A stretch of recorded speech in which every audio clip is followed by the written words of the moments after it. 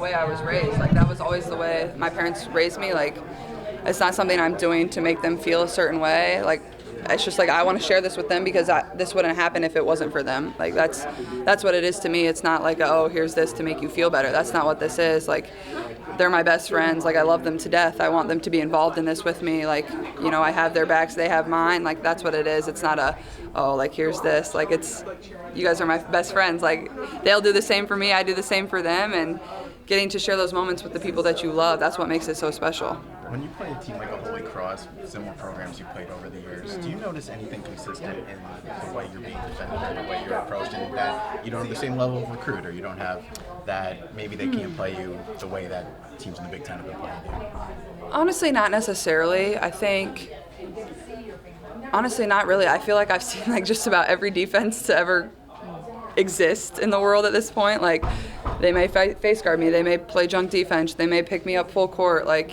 I don't know, like, you've seen everything. Like, I don't think there's anything Holy Cross could, you know, make up that I really haven't seen. And, you know, maybe at times mid-major teams aren't always, like, as tall as us or as, I don't know, things like that, or, you know. But I watched them last night. They made 12 threes. Like, they're a good basketball team. Like, they're in the NCAA tournament for a reason. They beat UT Martin by 25, 30, whatever it was. Like, they're a good basketball team. They're well coached. You know, and that's what makes this tournament special. And these are moments that they're going to enjoy. They're going to come out there and give it every single thing they got, and that's exactly how it should be. That's what I would do if I was in their shoes. But, you know, I expect them to face guard me. I expect them to, you know, throw whatever at me. And but at the same time, I don't think it's anything I'm not prepared for or our team's not prepared for. You've been on every side of the drama in March. When you think about I really have. COVID, I really have. You know, an upset, and then being able to come back with Yeah. the Final Four.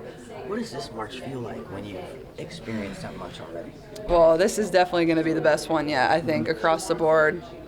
Obviously, I want to be back in the Final Four, but at the same time, I understand how hard that is. So I think, like I told my mom the other day, it's like, I hope everybody can just smile and enjoy this, because, like, these last 4 years for myself have been so fun. And I don't know, like, I know no matter what happens in the end, whether when I go out with a win or go out with a loss, like, I'm going to be able to hold my head high and be proud of everything that I did here. And I think that's the biggest thing for me is, like, just go out there, smile, have fun, play your heart out. And, you know, I've already accomplished so much. Like, I want to be a national champion, but at the same time, so do 360 other teams. Like, so many people are saying that to start the year, but only one gets to do it. And knowing how close we were last year, that motivates you, but that also shows you how difficult it is to get to that point. And I think my experience throughout March, whether it was in, you know, an upset, playing in front of no one, playing in front of sold-out crowds, breaking viewership records, like, I've been lucky enough to be a part of really everything. But I think this March is going to, like, top it all, and, you know, hopefully we can go out on a high note and really enjoy these moments. So that's what I'm most excited for. I'm sure you felt it last year, and maybe even your sophomore year, having kind of a target on your back. Do you feel like even more strong this year, just based on the eyeballs that have been on this team all year?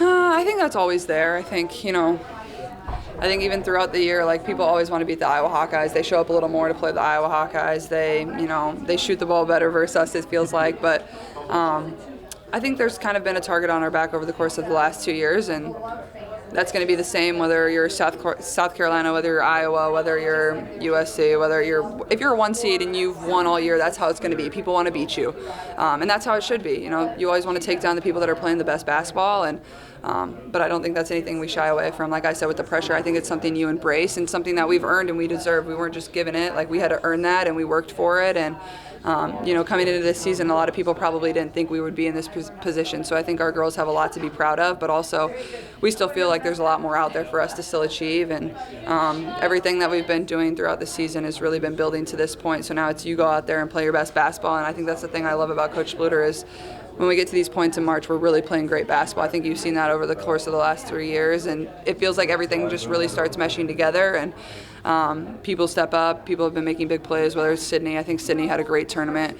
a couple weekends ago, and now just carrying that into March and what we can do in this tournament. Did you have a chance to watch any of the basketball? I haven't yet. I haven't watched it back. I need to. I haven't watched any game back from this year yet. Well, like, film-wise, I've watched clips, but I've never watched, like, TV broadcasts back yet. Gotcha. Got to save them all for later.